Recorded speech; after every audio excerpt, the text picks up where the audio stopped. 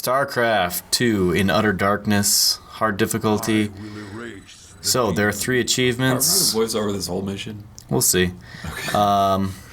We don't have to. It is long, rather long. Do we have to? Okay.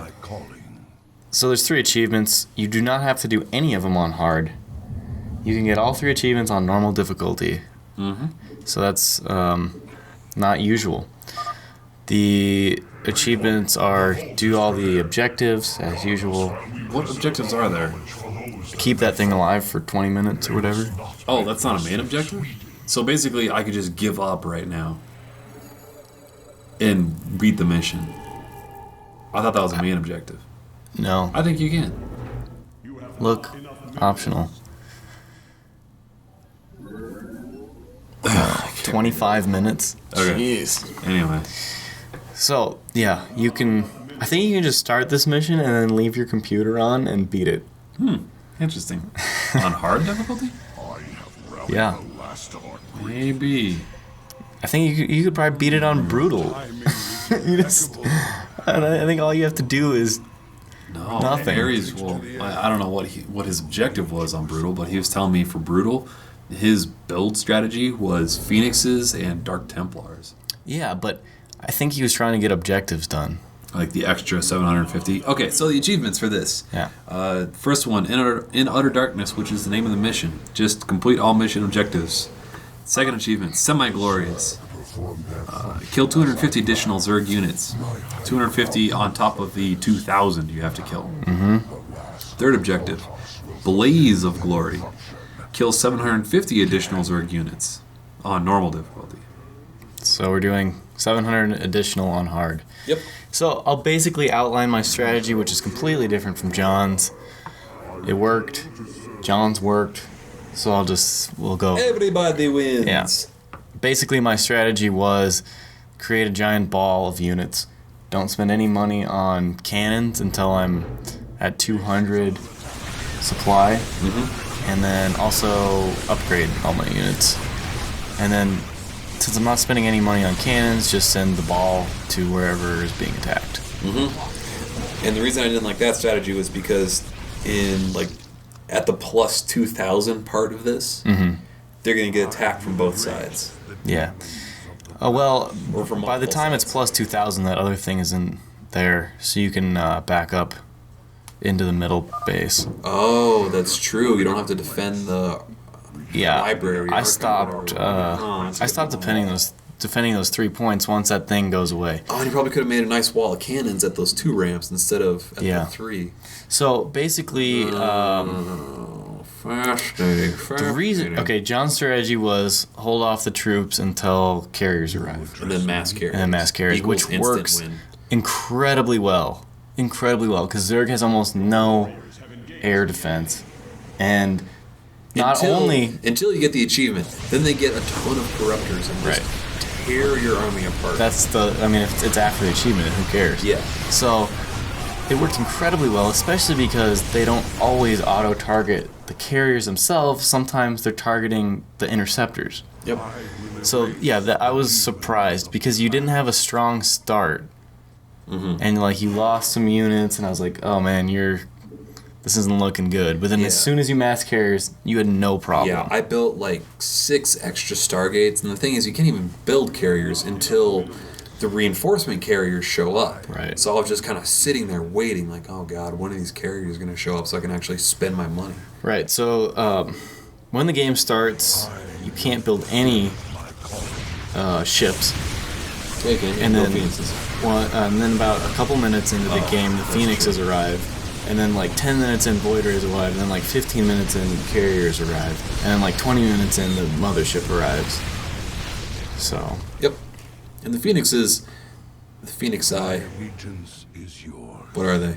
Phoenixes. Phoenixes. Oh man, I think I is more uncommon. Lexuses. What is it? Lexuses. Lexuses. I saw a bunch of Lexi up the street today. Yeah. Are they Colossi or the Colossuses? I think it's Colossi. They're octopi. Shadow of the Colossus. Oh wait, that doesn't help. It says Shadow of the Octopus Eye. Yeah.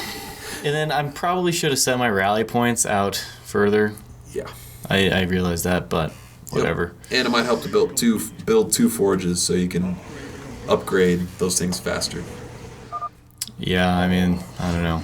So what this mission is so freaking long. It's fun that you don't really need to build. This is one of the best missions in the game. Yeah, next to the very last mission, which is a pretty similar. Yeah, and I do like the micro missions too, where you don't work on economy. Those first couple, like the first Zeratul mission, couple Zerg missions. Oh yeah, it's just. And then there's some there's a regular mission where you've got like Egon and the vehicle guy and Raynor and Egon and the guy who's stuck in a Terran marine suit. Yeah.